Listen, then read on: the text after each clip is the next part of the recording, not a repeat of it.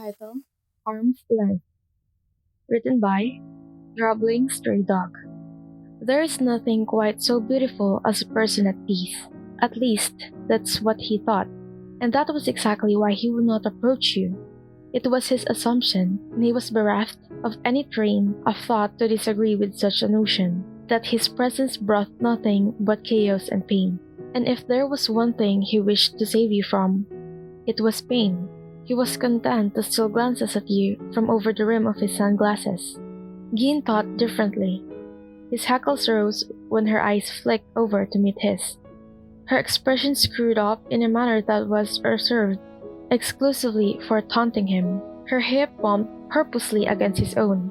As much as he loved his sister, Akutagawa did not enjoy these types of antics, and he defiantly shifted away from her. It may have been better for his temper had he left her at home. She had insisted a bit too persistently. He realized that they both partake in their weekly grocery shopping. It was likely that she, too, had come to expect you to be at the market.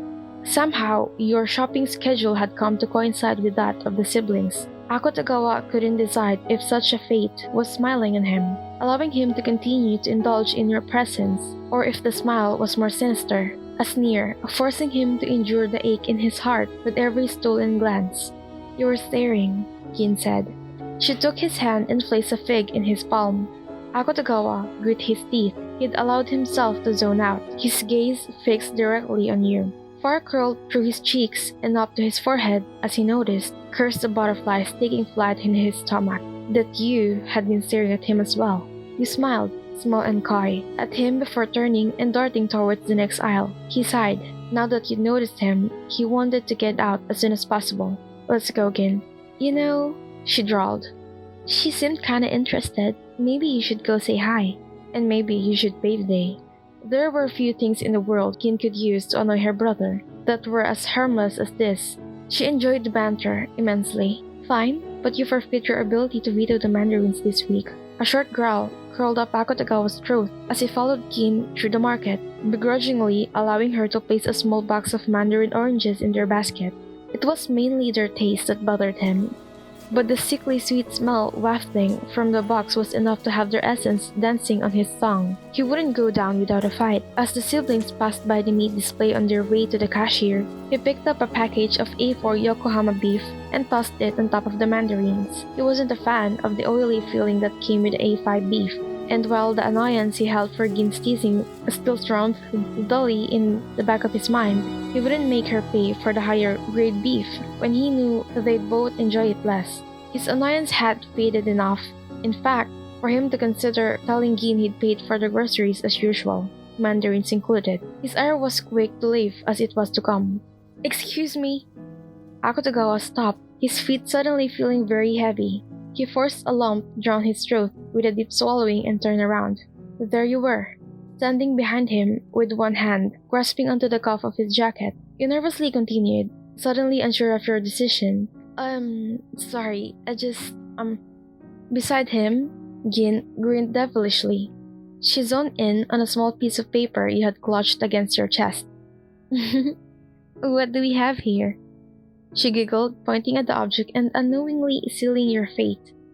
You dropped Akutagawa's sleeve and with both hands thrust the piece of paper into his chest. He stared at you, dumbfounded.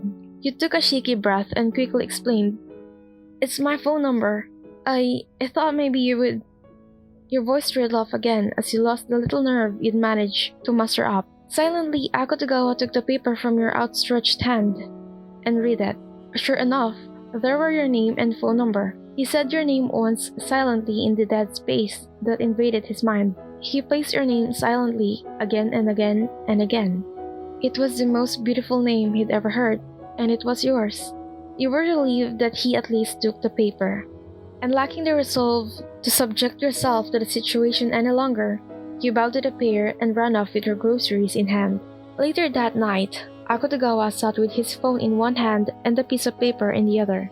He was tormented. The ache in his chest begged him to call you, but his inner voice warned him not to forget the pain entwining your lives would inflict you. His life was not his to live. It belonged to the port mafia. Despite how he might try to keep you out of his world, always an arm's length away, one way or another, he knew you'd be inexorably pulled under, and his hands would be the one to pull you. Gin gingerly plucked the phone out of his hand. She opened it, typed quickly, then held it back out to him, pushing one last button. Akutagawa took the phone back and stared at the screen. His chest tightened, his breath quickened. "Why did you do that?" he cried, turning to face his sister with panic written clearly on every inch of his body. "It's time you consider your own happiness," she said. She pushed the phone up to his ear and held it there. His hand shook fervently, his jaw tightened. He tried to calm down. Maybe you wouldn't even answer, but you did, and his chest burst. Hello? Hi, if you don't know it yet, I just wanted to say that every day is Akutagawa Appreciation Day, and let's normalize blaming Mori for everything. Thank you for listening, and see you again next time.